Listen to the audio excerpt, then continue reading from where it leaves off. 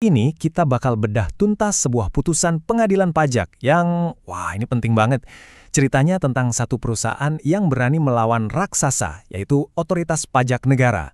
Sering banget kan kita dengar, bisa nggak sih kita sebagai wajib pajak biasa menang lawan kantor pajak? Pertanyaan ini pasti ada di benak banyak pengusaha.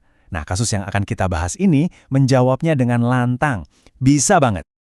Oke, yuk kita langsung masuk ke ceritanya. Jadi, di satu sudut ring ada PT Ayani Family Group, dan di sudut lainnya ada Direktorat Jenderal Pajak atau DJP. Nah, kasus ini benar-benar jadi bukti nyata kalau bukti yang kuat itu bisa jadi senjata paling ampuh buat mematahkan koreksi pajak yang nilainya miliaran rupiah.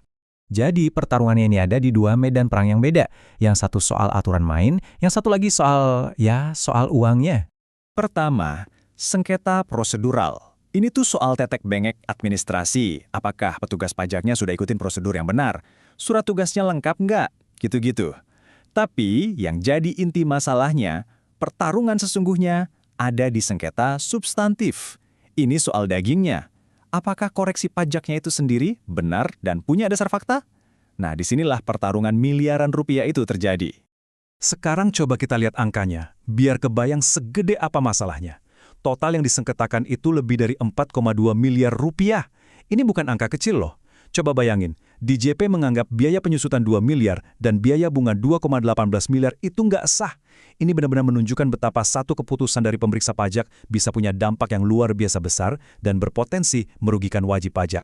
Terus, gimana pengadilan melihat semua ini? Nah, ini bagian menariknya. Pengadilan memang mengakui ada sedikit keserimpet lah DJP secara prosedur. Tapi hakim nggak mau berhenti di situ. Fokus mereka jauh lebih dalam, ke sebuah prinsip yang jadi kunci segalanya.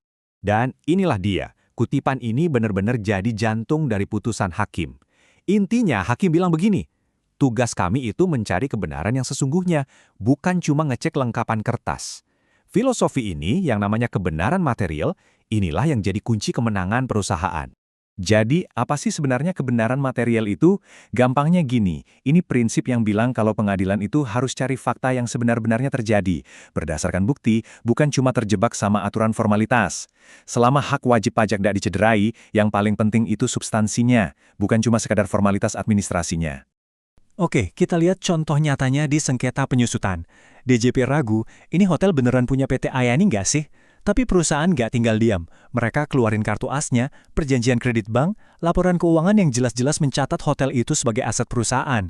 Nah, bukti sekuat ini nggak bisa dibantah. Hasilnya, koreksi 2 miliar rupiah itu dibatalkan.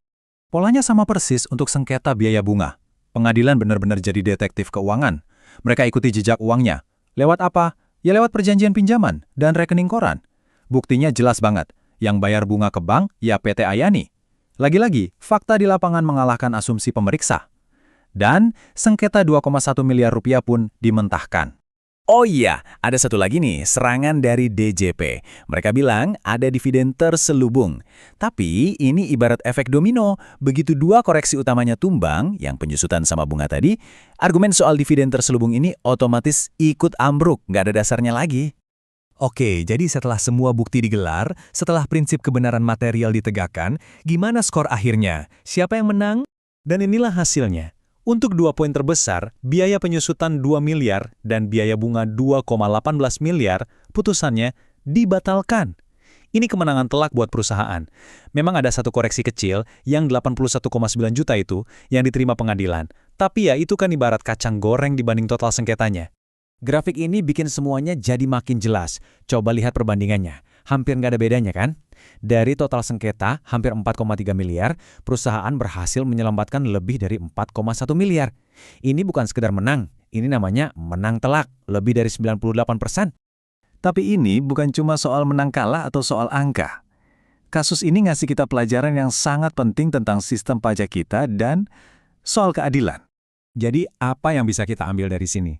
Pertama, dan ini paling penting, bukti adalah segalanya. Dokumentasi yang rapi, itu pertahanan terbaik kita. Kedua, substansi itu menang lawan formalitas. Apa yang beneran terjadi dalam bisnis kita jauh lebih penting dari sekedar salah ketik di formulir. Dan yang ketiga, Ini membuktikan adanya checks and balances. Pengadilan pajak itu ada sebagai benteng keadilan buat memastikan kekuasaan otoritas pajak itu ada yang mengawasi. Pada akhirnya kemenangan PT Ayani Family Group ini menyisakan satu pertanyaan besar buat kita semua. Apakah putusan seperti ini adalah bukti bahwa sistem keadilan pajak kita sudah berjalan dengan benar, sudah melindungi hak-hak wajib pajak, atau jangan-jangan ini cuma kasus langka, sebuah pengecualian? Ini pertanyaan penting tentang keseimbangan antara negara dan wajib pajaknya. Sesuatu yang layak kita pikirkan bersama.